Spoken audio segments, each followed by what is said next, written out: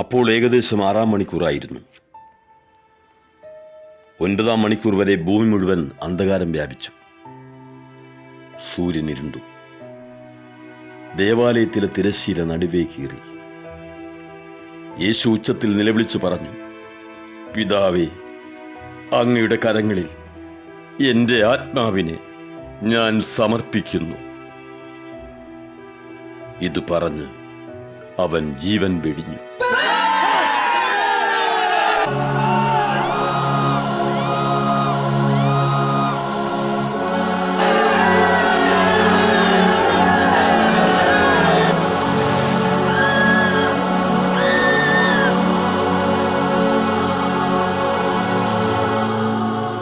ഈ സംഭവങ്ങളെല്ലാം കണ്ടു നിന്നിരുന്ന ശതാധിപൻ ദൈവത്തെ സ്തുതിച്ചു പറഞ്ഞു, ഈ മനുഷ്യൻ തീർച്ചയായും നീതിമാനായിരുന്നു. കാഴ്ച കാണാൻ കൂടിയിരുന്ന ജനക്കൂട്ടം ഇതെല്ലാം കണ്ട് മാറത്തടിച്ചുകൊണ്ട് തിരിച്ചുപോയി.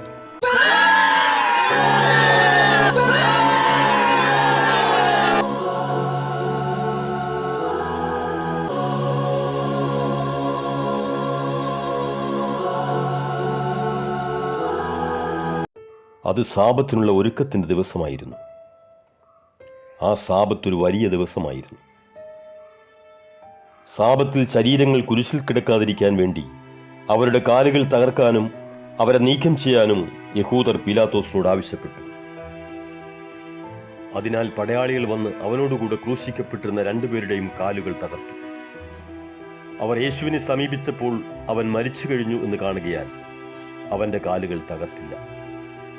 എന്നാൽ പടയാളികളിൽ ഒരുവൻ അവന്റെ പാർശ്വത്തിൽ കുന്തം കൊണ്ട് കുത്തി. ഉടനെ അതിൽ നിന്ന് രക്തവും വെള്ളവും പുറപ്പെട്ടു. അനന്തരം മിശിഹായുടെ ശരീരം കുരിശിൽ നിന്ന് ഇറക്കി മാതാവിന്റെ മടിയിൽ കിടത്തു. തീരാ ദുഃഖത്തിന്റെ കണ്ണീർ കയത്തിലാണ്ട് ഒരു അമ്മയുടെ വേദന. കുരിശിൽ മരിച്ച മകനെ മടിയിൽ കിടത്തി മുഴുവൻ ദുഃഖഭാരങ്ങളും ഏറ്റുവാങ്ങുന്ന ഒരു അമ്മയെ മൈക്കലാഞ്ചലോ വെണ്ണക്കൽ ശില്പത്തിൽ തീർത്തിട്ടുണ്ട്.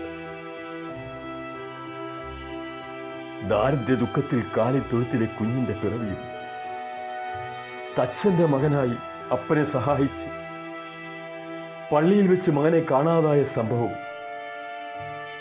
നിന്റെ ഹൃദയത്തിലൊരു വാൾ കടക്കുമെന്ന ശിമയോന്റെ മുന്നറിയിപ്പ് എല്ലാം ഓർത്തോർത്ത് മകന്റെ ചേതനയേറ്റ ശരീരവുമായി ഇതാ ദൈവത്തെ പ്രസവിച്ചവൾ.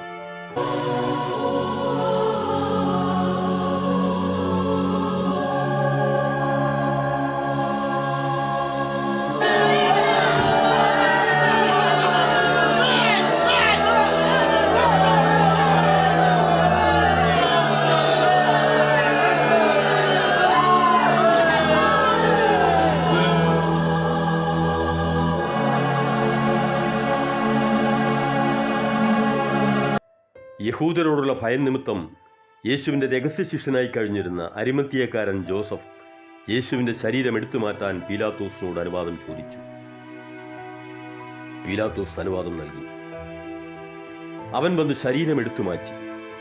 യേശുവിനെ ആദ്യം രാത്രിയിൽ ചെന്ന് കണ്ട നിക്കദമോസും അവിടെ എത്തി. മീറയും ചെന്നിനായകവും ചേർന്ന ഏകദേശം 100 റാത്തൽ സുഗന്ധദ്രവ്യവും അവൻ കൊണ്ടുവന്നിട്ടുണ്ടായിരുന്നു. അവർ യേശുവിൻ്റെ ശരീരം എടുത്തു. യഹൂദരുടെ ശവസംസ്കാര രീതി അനുസരിച്ച് സുഗന്ധദ്രവ്യങ്ങളോടുകൂടെ കച്ചയിൽ പൊതിഞ്ഞു. അവൻ ക്രൂശിക്കപ്പെട്ട സ്ഥലത്ത് ഒരു തോട്ടമുണ്ടായിരുന്നു.